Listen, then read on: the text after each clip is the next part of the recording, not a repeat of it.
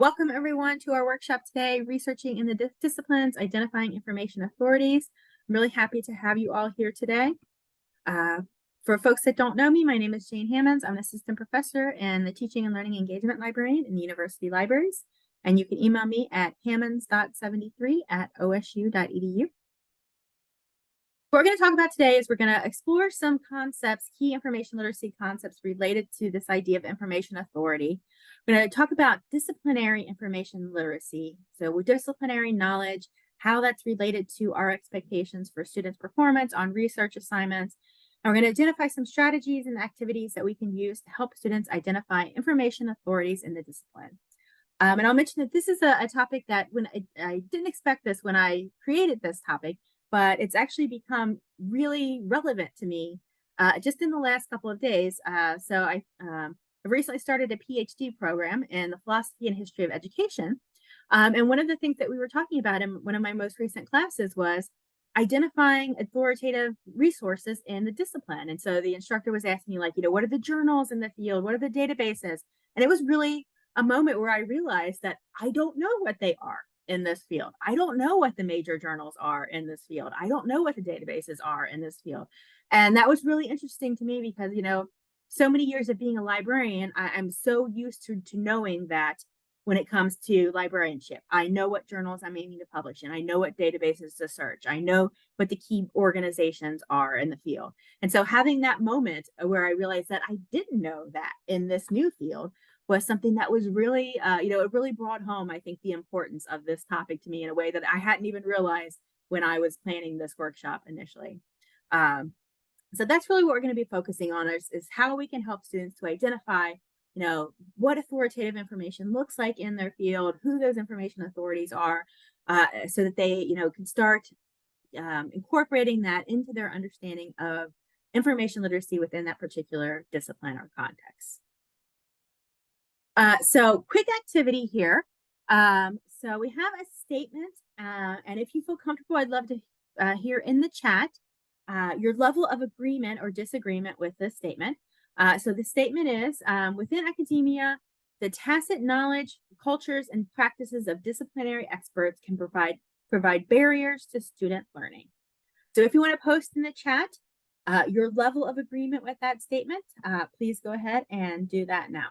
So within academia, the tacit knowledge, cultures, and practices of disciplinary experts can provide barriers to student learning. So you can go 1 from strongly disagree to 5 to strongly agree to anywhere in between.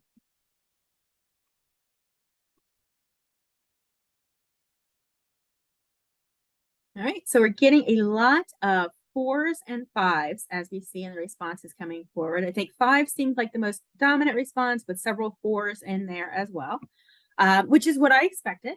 But I thought that this was a helpful quote just to get us started thinking, more about what we're going to be looking at, this concept, this idea of our disciplinary knowledge and how it can create challenges for students, create challenges and frustrations for us and for students when it comes to expectations that we have for how they might perform. All right, so thank you all for sharing your responses there. And then I have one additional quick activity to get us started. And this is a question in terms of thinking about resources in a particular field. So Sam is a first-year nursing student who has to locate it and has an assignment to locate several scholarly articles related to the role of nurse practitioners. Which database would you recommend Sam use? So I have several options up here: Agricola, CINAHL, ERIC, Masterfile Premier, or other, or I'm not sure, which is totally fine as well. If that's your response, any of those are great. So go ahead and let me know in the chat, if you feel comfortable, what you would recommend, what database you would recommend this student use.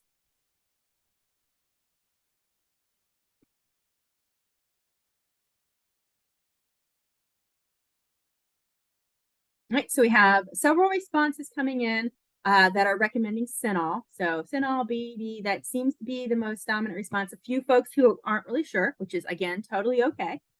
But for those folks that are making a guess, it seems generally agreed upon that the database that they would recommend is CINAHL. Is there anyone who would be willing to share how they knew that or why that they think that is the database. So anyone that made a guess of CINAHL, how did you recognize or know to recommend CINAHL as the database in this situation? Anyone would like to share? Go ahead, Beth. It's too hard to type so much, but I just know that because I'm a librarian, like CINAHL, of course, CINAHL, but I don't even know what it stands for anymore. But I just know CINAHL is the nursing journal. So probably only, or database, so probably only librarians and librarians who've had to work with nursing stuff, perhaps, and nursing folks would know that. Yep, absolutely. Thank you so much for sharing that, Beth. And we also had Rocky put in there as well, experience. Rachel shared in the chat. She's a health sciences librarian, so she teaches out of a lot, right? And so I know that we have a range of folks here. We have a lot of librarians here. We have a lot of instructors in different disciplines. And, so if you're in the nursing discipline, or if you're a librarian who's worked with nursing students, then you would probably recognize that right away. But we also had a lot of folks who didn't know which database that they would recommend, or maybe there was another database that they would recommend instead. Right. And as you look at the names of these databases, and that was a great point that you made, that you don't even know what CINAHL stands for anymore, and I don't either. And as you look at these are all pretty generic names, right? Agricola, Eric, Master File Premier. How would a student know what the content of that database is just looking at these names? And obviously there's some databases that are much more specific in their names, but these are examples of the kinds of lists. Totally understand, Beth. Yeah, the kinds of sort of list of databases that students might get, or they might encounter. And how would a student recognize which database they're supposed to use in this situation just based on looking at this list of names? They wouldn't know, right? So they would have to have some experience, someone who's telling them this is the database that you would need to use in this situation, or that they would need, at least more description, more information, so that they could be able to make that guess. And so I wanted to really share this as an activity as a way, to get us thinking about, this idea that there's a lot of disciplinary knowledge that we may be drawing on. If I had changed this question and did history, there would be a different list of databases, and some folks would have recognized, oh, here's a history database, and some folks would have recognized, here's the chemistry database. So it really just depends on your experience, your background, whether or not you would recognize, which tool or resource would be considered authoritative in that particular area. So I thought that was a helpful activity just to get us started thinking about this kind of issue. That's also an activity that you could do with your students. It's an activity that you could do if you're a librarian, if you're working with instructors, also to get them thinking about, disciplinary knowledge. So to jump into that topic a little bit more, I'm going to take a step back and talk a little bit about the framework for information literacy. So some of this may be familiar to folks, especially those librarians, but I think it just gives a little bit of helpful context to this. So the framework for information literacy, which came out around 2016, highlights 6 core information literacy concepts, right? And what they tried to do with the framework is to highlight what are the things that experienced researchers know about information, about research, about scholarship. What are the things that they know or understand that a novice learner may not know? And that those things that they know, those things that they understand really influence their expectations for how students will behave or use information. But sometimes they don't realize it, right? Because these are not things that are always consciously named. So that's what these core concepts are, these sort of shared threshold concepts that once you understand this concept, right, everything, things about research start to make more sense to you. You start to think the way an experienced researcher thinks. You understand things the way an experienced researcher understands them. So there are 3 concepts that I really want to highlight that I think are really relevant to this idea of information authority and what authoritative information is or looks like in a particular discipline or field. So authority is constructed and contextual, information creation as a process, and searching as strategic explorations. I'm going to briefly describe each of those. And again, I know some folks will be really familiar with these. Some folks may be less familiar. That's totally okay either way. So the first key concept is this idea that authority is constructed and contextual. So experienced researchers recognize and understand that information sources have different levels of authority. Some sources of information are considered more authoritative than other sources of information, right? Or authoritative or credible or trustworthy. And they know that there are multiple factors that influence the authority of a particular information source. So the background of the author, the review process, right? Those can really impact whether or not a source is considered authoritative. And one thing that experienced researchers recognize is that context is really key to determining what is considered to be an authoritative source. A source that is considered authoritative in one situation may not be considered authoritative in another. Different communities, different groups may recognize or see different types of authority or acknowledge different types of authority. So that's one key concept to keep in mind as we talk about this. The next key concept is information creation as a process. Right, so this really emphasizes that experienced researchers understand that there are a range of different information products or types of information formats. And these are created by different processes and they come in different formats. And that the creation process and the format of information has implications for how that source is perceived. So certain formats of information are considered to be more authoritative or credible than other formats. And that's often due to the creation process and the review process for that format. Right. So that's a second key concept to keep in mind. And then the third key concept is searching as strategic exploration. Right. So this concept emphasizes that experienced researchers understand that there are a range of different search tools and search resources that are going to have different capabilities, different constraints. It's a very non-linear process when searching. So we have to try different things. We have to vary our search strategy based on our information need, based on the context. A search tool or search resource that works very well in one context or one situation may not work in another situation. So we can't always use the same search strategy every time we're looking for information. Okay? So that's the three key concepts to keep in mind that I think are really relevant to this idea of identifying authoritative information within a particular discipline.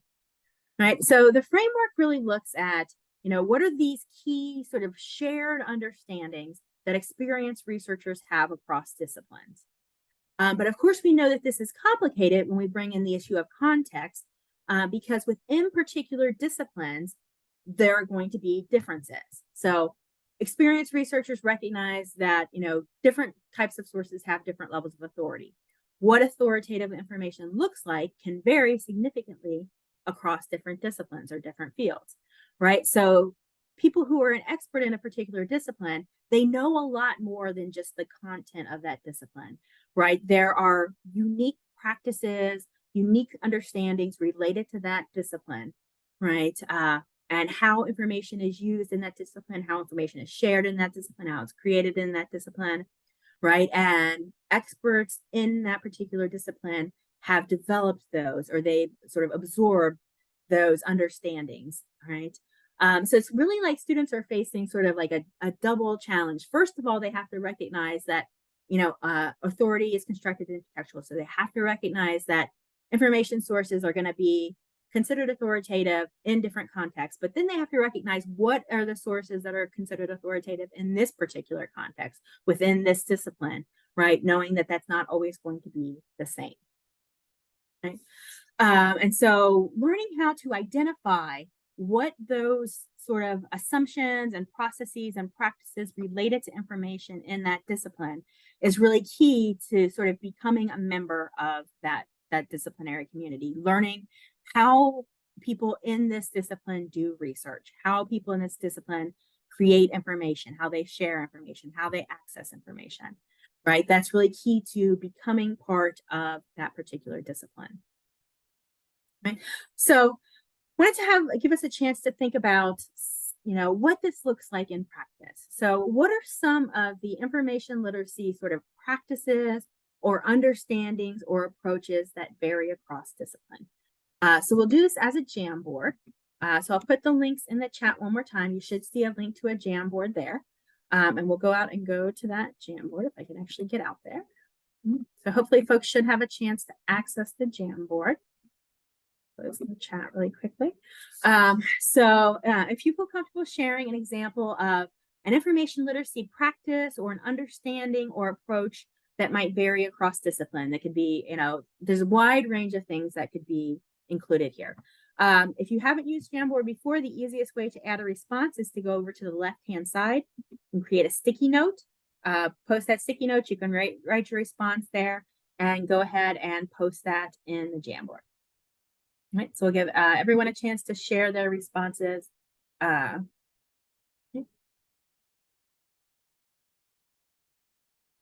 again, this is only if you feel comfortable. If you'd rather just sit and listen, that is totally understandable as well.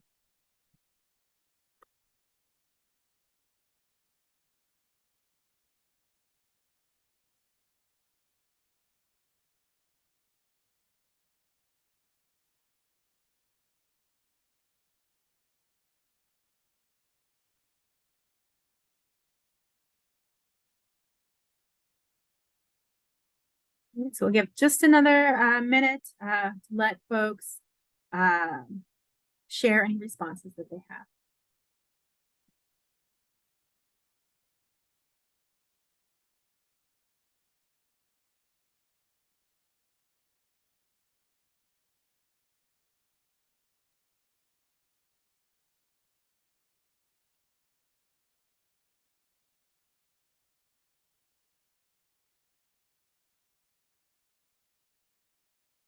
So some of the responses coming in, and again, continue to add responses if you have additional ones that you would like to add.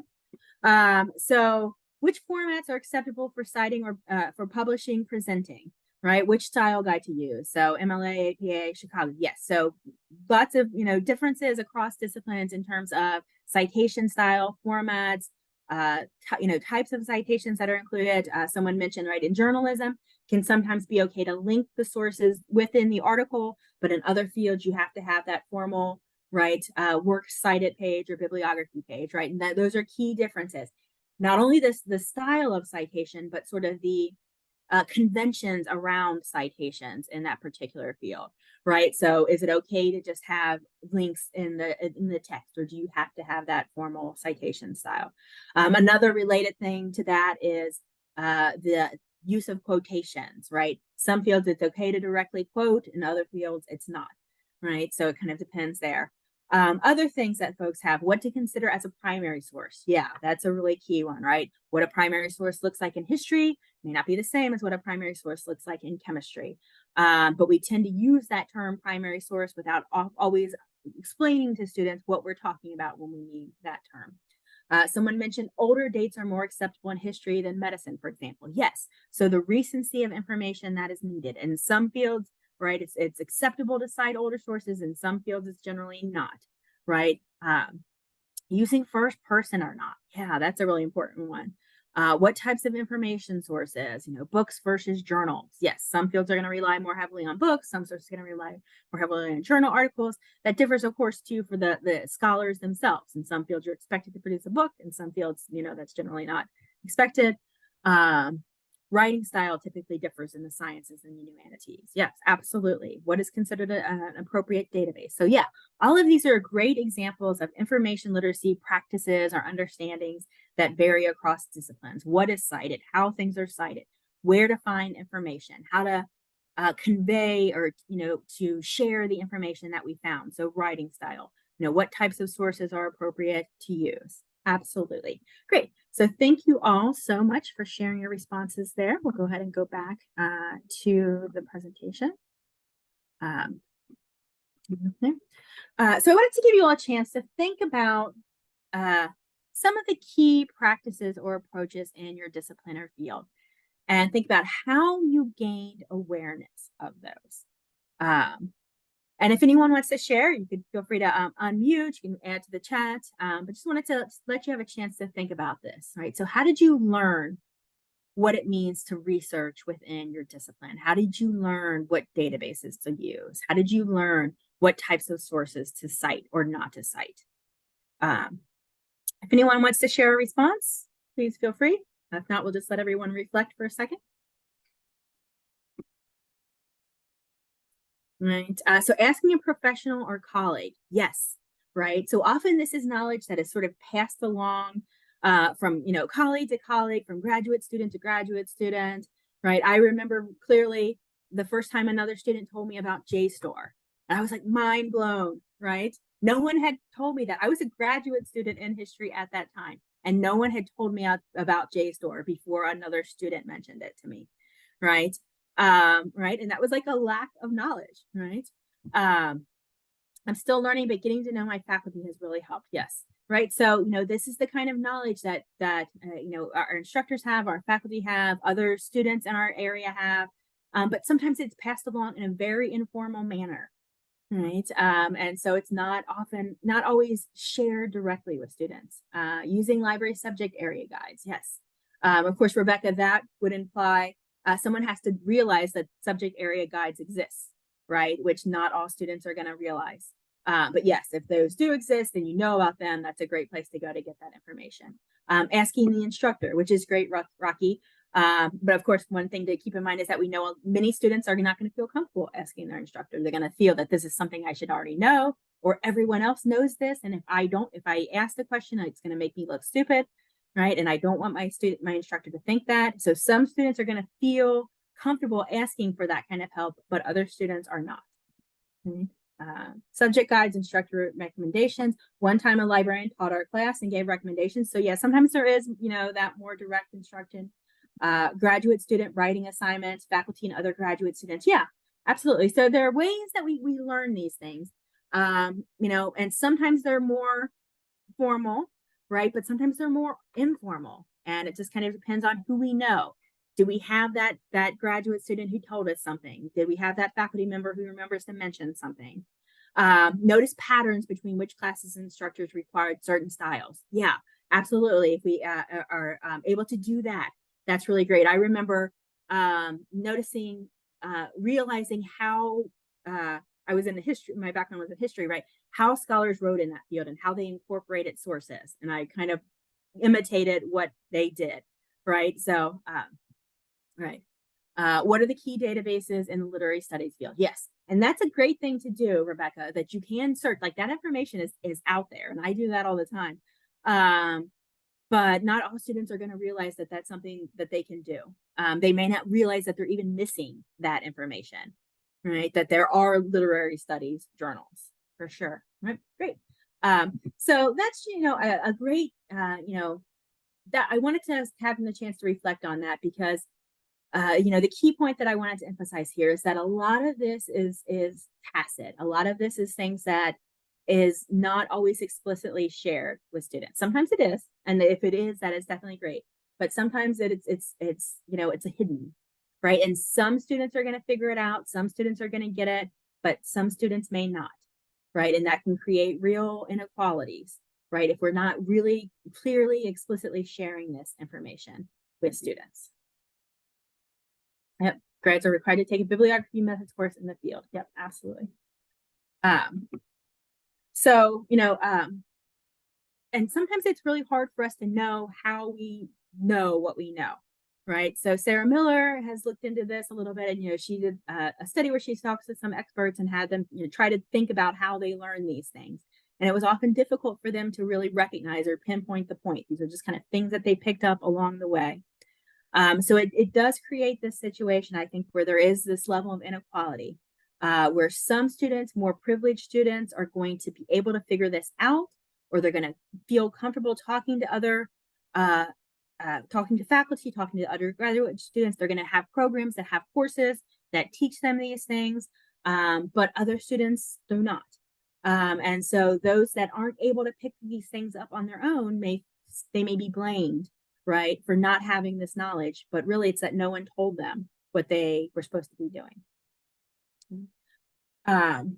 So it's really important, I think, when we think about, ourselves, our role as instructors, and then for those of us that are also librarians that are working with instructors, doing some self-examination, doing some reflection, and thinking about what disciplinary knowledge that we have. And I'm going to share some questions later on that you can use to help surface some of this knowledge that we have. But really recognizing that that we have a lot of disciplinary knowledge, and that this influences our expectations for students' performances in ways that sometimes are not always clear to students. And sometimes not always clear to ourselves. We may not recognize how much our disciplinary knowledge is impacting our expectations. Right. A few additional things I wanted to mention. One is that this idea that, understanding of the concept of disciplines themselves is not always something that's clear to students. So Stoller and Stansel, they shared, right, that students enter college with significantly less understanding of the nature of disciplines than they had assumed, right? So the idea of the discipline itself may be something that's new to students. So much less that there are different standards or different conventions in each discipline, just understanding the idea of disciplines themselves can be sometimes challenging for students. Additional challenges related to this concept, right? We know that, we all think our discipline is really important, but many of our students are going to be taking classes in multiple disciplines at the same time, right? They may have 4 classes, 5 classes. They may have different disciplinary expectations in each of those classes. And if the instructor in their history class and the instructor in their chemistry class tells them to find primary sources, right? They may be confused about the types of sources that they're supposed to find in each of those different classes, right? And then I think it's really important to note that sometimes the indications of difference can be really, really subtle. So I have the image up here is on the screen is 2 different EBSCO databases, right? Students who did searches in these databases would get very different results, right? One is CINAHL, one is America History and Life, but they look identical, right? And that's, of course, EBSCO branding. But, how would a student recognize that these are really different resources looking at them? Unless someone has told them, and, how many times have we heard students just say, I searched EBSCO, right? Without recognizing that they were searching a specific database within EBSCO. So, that can be a really subtle, really hard to see difference for a lot of students. All right, so I wanted to pause here to see if there are questions, comments that folks would like to share. Are there other factors that you think influence students' ability to identify authoritative information in their discipline? Something that I missed, please feel free to share that. How do you see your role in helping students understand these disciplinary conventions, and just any questions or comments that you have? So if there's anything that you'd like to share here, please go ahead and share.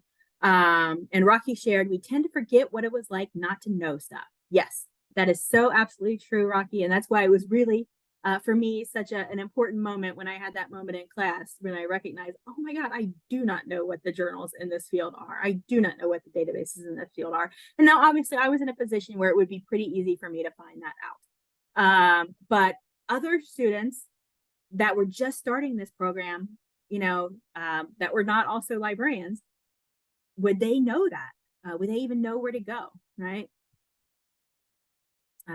Yes, Beth, research methods classes and individual disciplines are so important. Completely agree. Absolutely.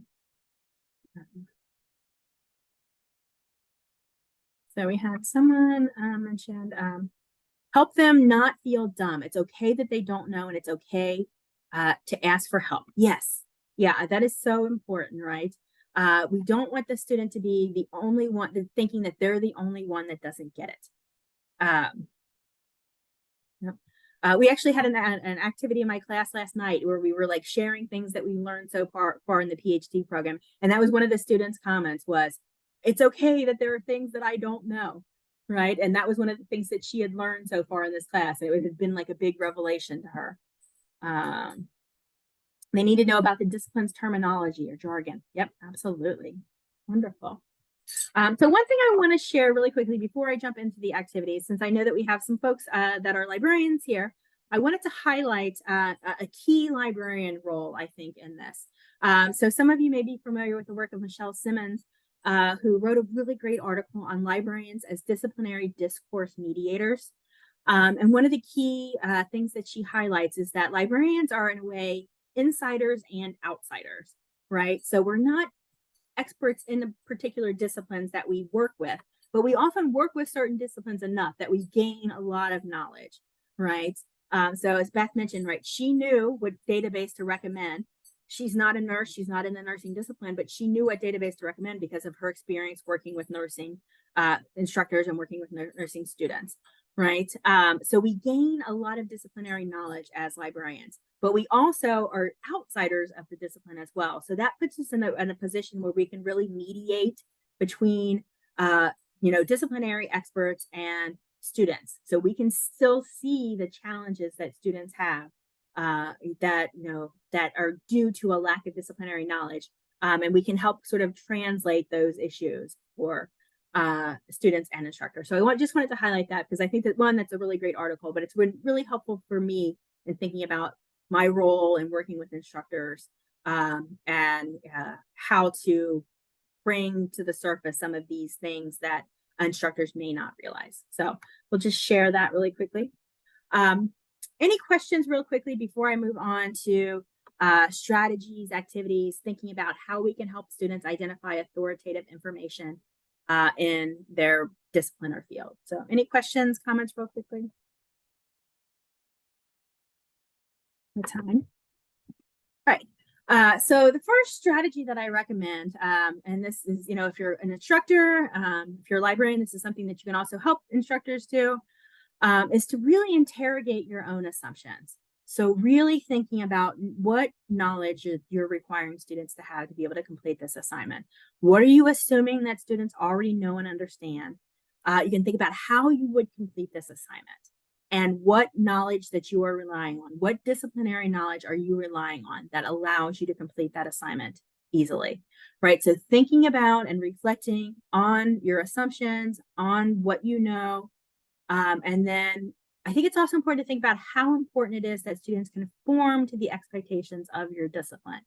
And certainly in some cases, right, it's necessary for students to practice in a way that experts in the field practice. In other situations, is it as necessary that students use the citation style for my discipline, right? Or can I let them use other citation styles?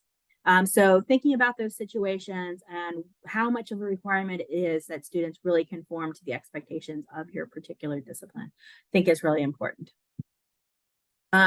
So a great strategy that's helpful in thinking about this is one I've mentioned many times before, is decoding the disciplines. And we're not going to go through all of the decoding the disciplines model, but I bring it up because it's helpful to think about the next part that I'm going to talk about. So librarian Sarah Miller, who works at Michigan State, she used decoding the disciplines and the framework for information literacy together to come up with a series of questions that instructors can use to think about what they know about disciplinary authority, right? So the authorities in their field. So I wanted to highlight some of the questions that she developed that you can really use to start thinking through what you know about research in your particular field. So here's some of the questions. So thinking about the concept of authority is constructed and contextual. Thinking about who are the authorities in your field? Who are the authoritative scholars? What are the authoritative journals, the disciplines, the organizations? How is that authority established? What makes someone an authority in your particular field? Right? How is information shared in your field and how is that related to authority? Right? Are there certain channels where information is shared that's considered to be more credible than others? What types of sources are considered to be authoritative in your discipline, right? In some disciplines, that's going to be only scholarly articles. In some disciplines, it's going to be articles in books. In some disciplines, they may be more open to using more popular kinds of sources or non-traditional kinds of sources. So it really kind of depends on your discipline. So what sources are considered authoritative in your field? And what factors contribute to establishing authority in your field? So these are some of the kinds of questions that you can start to ask yourself, really reflect on and think about that knowledge that you have about how to research in your particular discipline. Related to the concepts of searching as strategic exploration, what search tools or resources are most commonly used in your field? So what are those databases? Where are those journals that are commonly used in your field? What is considered to be more authoritative than others? We all know that there's, a few journals that in our field that are considered the top tier journals, and we need to recognize what those are. What are the search practices and behaviors? How do people go about finding information in your field? And then related to information creation as a process, what are the information creation processes in your particular field, right? How is information created, how it's shared? I think this kind of goes back to the comment that someone made in the Jam board about, like, in journalism, it's okay to cite sources in your field. That's a certain kind of creation process. In other fields, it's not. So, that is really closely connected to disciplinary differences. What are the formats of information that are used in your field? What formats are considered more authoritative? Is your a field that has, particular non-traditional fields? Are patents really important in your field? Are,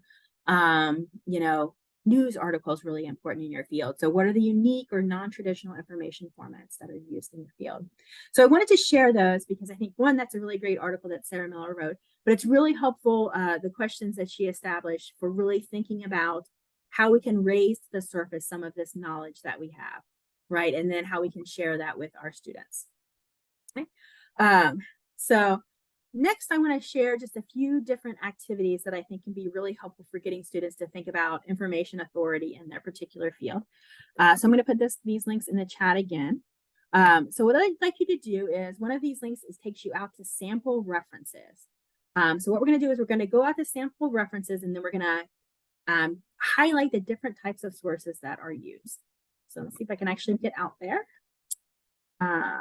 Hopefully this should be the right one, right? So what I'd like you to do is take a minute to take a look through this list of references and highlight the different references, different colors based on what type of source it is.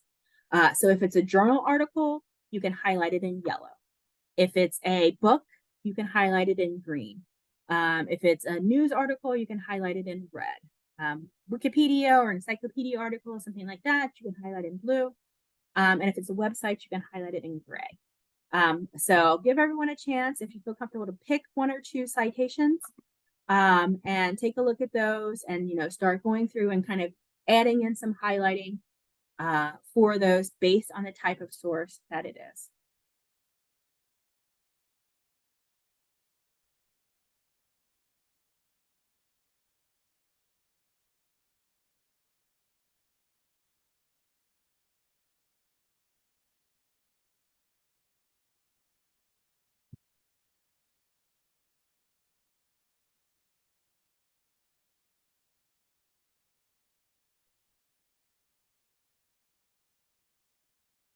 We'll give folks a few more seconds to take a look at any of these, and if you want to add your highlighting in.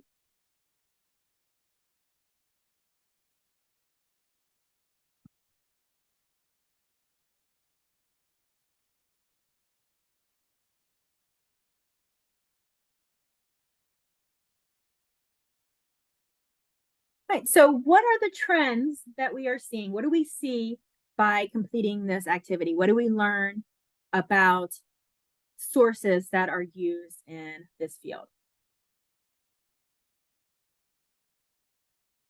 Anyone like to share?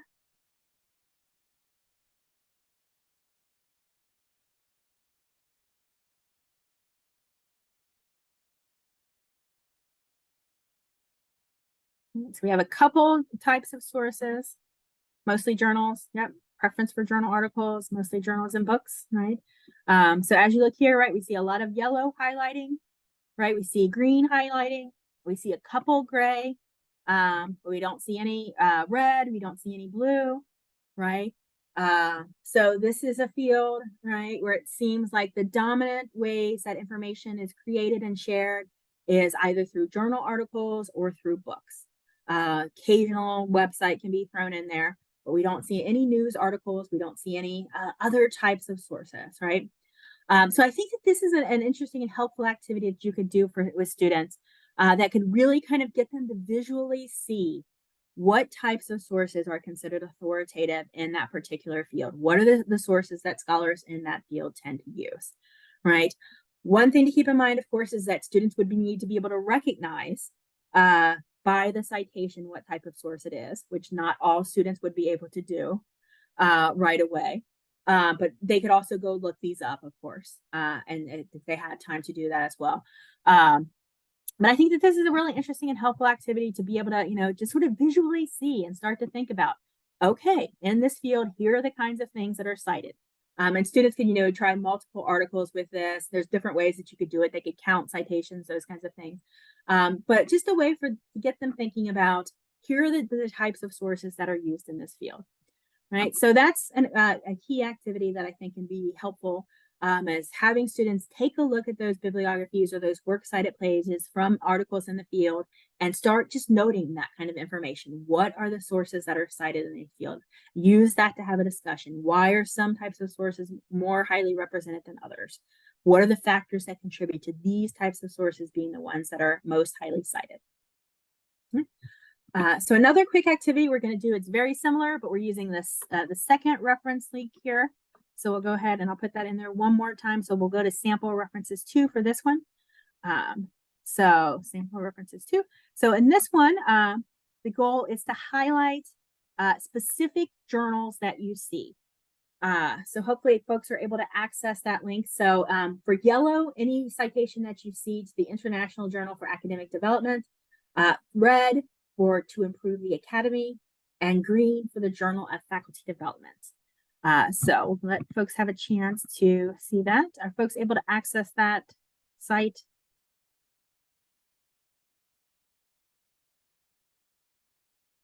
Or is that okay? Looks like Beth says yes. Won't let me highlight. Yes, but can't highlight. Okay. Did I not make this editable?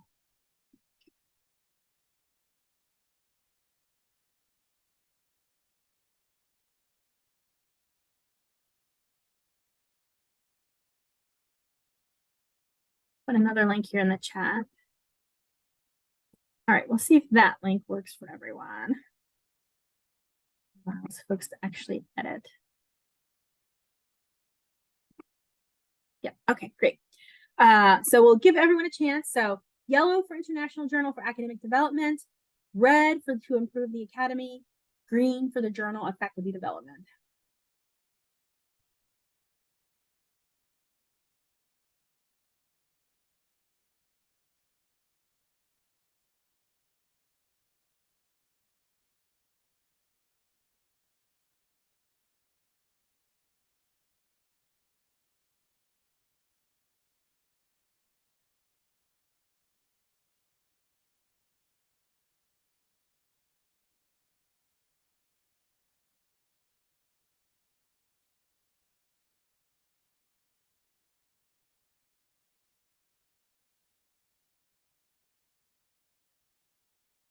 So as you see, as you're looking at this, right, there are multiple references to the International Journal for Academic Development.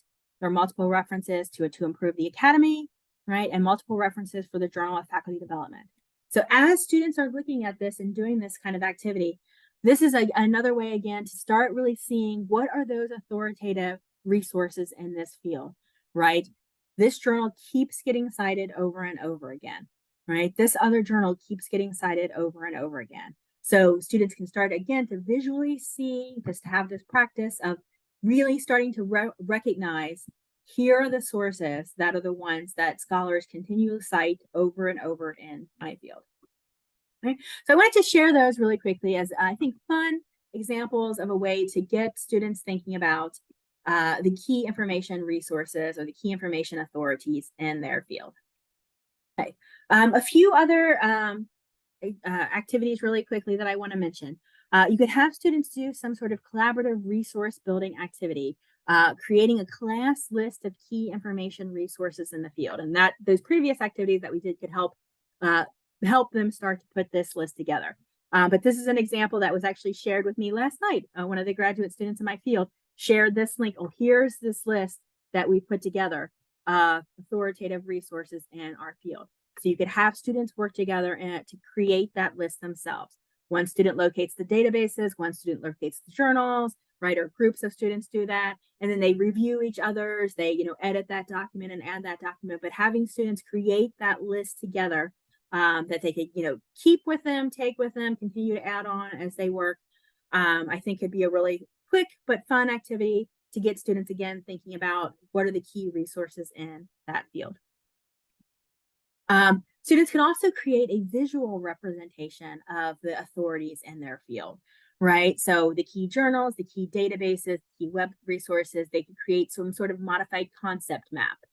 They could create a chart. They could even create an infographic where they have visually representing what these sources are. So this image is kind of my little collage of top databases in history, right? So I just put those images together from the databases, but students can do a lot of different ways that they could visually represent the key information authorities in their particular discipline or field. Another thing that students could do to start thinking about search strategies and which search strategies work and search tools that work within a particular field is giving students search scenarios. So at the very beginning of the workshop, I gave you all a scenario where Sam was looking for information in nursing and didn't know which database to use. And you could use examples like that where students have different search scenarios and explain sort of this is what the student decided to do. How would you rate the effectiveness of that search strategy, or what would the student want to do differently in that search strategy? So then they can start thinking about, if the student, went and used JSTOR, would that really be the most effective search if they were a nursing student, right? So having them think through those search scenarios and search strategies. Comparing search tools. This is one that I used to do with students all the time. We had a big whiteboard wall in the room that I taught, and I would just list all of the databases, and then I would have them do the same search. Each group did the same search in a different database, and they wrote their results on the wall of how many results they got in that different database. And you can see I did a search here for American Civil War, and the results differed significantly based on which database was used. So 75 results in CINAHL versus 12,000 results for American history and life. And you can get very, even more major differences depending on which databases you choose. But that again, writing those on the wall got them to thinking about these may look the same, but these are not the same tools, right? These are different tools and I'm going to get different results. And if I don't search in the database that's going to be the one that's most appropriate for my field, I'm not going to find the information that I need. Oh, there's Lucky who jumped in. Watch out, Lucky.